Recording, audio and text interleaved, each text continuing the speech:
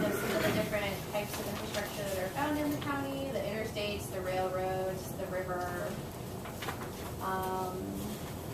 Then we get into the demographics, your total population, the age breakout, the median age, race and ethnicity, the types of households found in the county, and then it also goes through the historical populations for Scott County as a whole, plus all of the individual cities and the unincorporated area within the county from 1960 to 2009. And it's kind of interesting to see kind of the percent change and what part, how much each city incorporates in the county. And then also from the Scott County Comprehensive Plan is the recreation and tourism. And then we get into the community assets section, which is where your list of community assets comes more into play. This kind of goes through the different critical buildings and facilities, the essential facilities that are essential to the health and welfare of the whole population, especially following the hazard events. It includes hospitals, police stations, fire departments, other emergency operations centers. And kind of with the police departments and fire stations, if I'm missing anybody, I didn't include somebody, please let me know. I know that Dixon let us know that they do have a volunteer fire department in their city. We also added the schools, and we just did the 4 school districts in the county. We didn't pick out any individual schools, plus the colleges. We also then, there's the transportation systems, the Davenport Airport, and then Genesis Medical Center, East and West Campus both have a heliport. The interstates that are found within the county, the U.S. highways, state highways, some of the major bridges found in the county. There's 2 railways in the county and the 1 navigable waterway.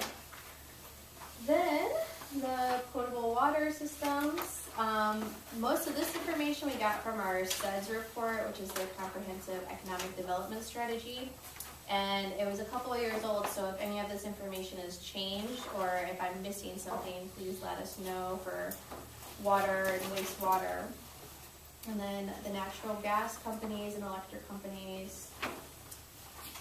And then there's the vulnerable populations, which are small children, people with disabilities, elderly, non-English speaking residents.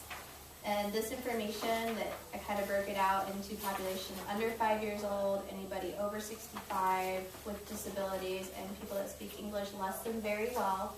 All comes from the 2009 estimates as well.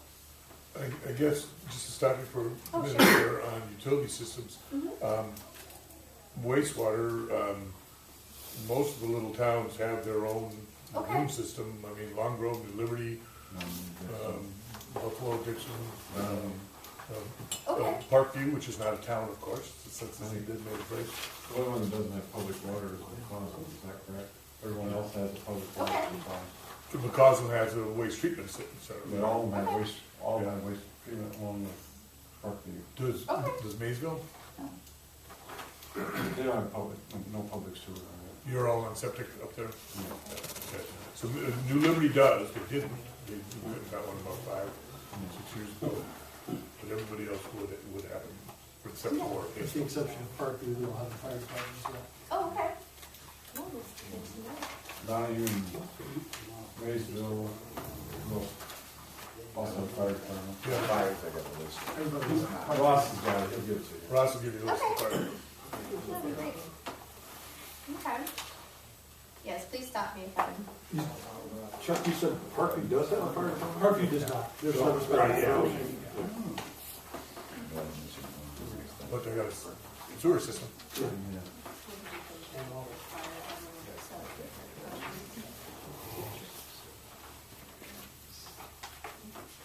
Okay. And for those of you who don't know, Canadian Pacific has bought out the Chicago Eastern Rail. So we're going to refer to it as Canadian Pacific, but some of you might know it as the IC. Okay.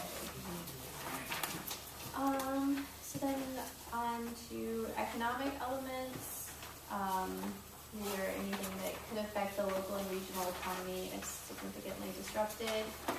I just referred to the major employer table that's more near the beginning of the chapter. And then some of the special considerations are high density areas, which we included shopping districts and malls. If there's any high density residential development or high rises, commercial buildings, high attendance events, venues, and college dormitories. And then finally, there's historical, cultural, natural resource areas, and then other important facilities that we can add to this list. I have government functions and facilities, the major employers again, banks, and then establishments that provide the day-to-day needs like grocery stores, gas stations, pharmacies, hardware stores. And then there will be more. This is just a very brief little just description of the critical facilities. There will be a map that goes along with it and more information added to this section once we get it all compiled. Kind of like percent of facilities that are found within the 1% annual chance special flood hazard area.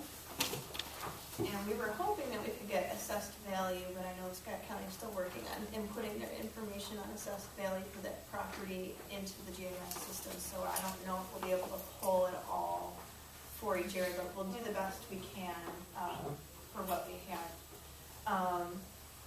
I know that Davenport's assessed values in GIS from our work there, but I'm not sure how. Greg, do you know if Bettendorf's? We've got them and we get them updated from the county. Okay, every so so yours are in often. the GIS. They would be. Yeah. Okay. So I mean, we'll at least get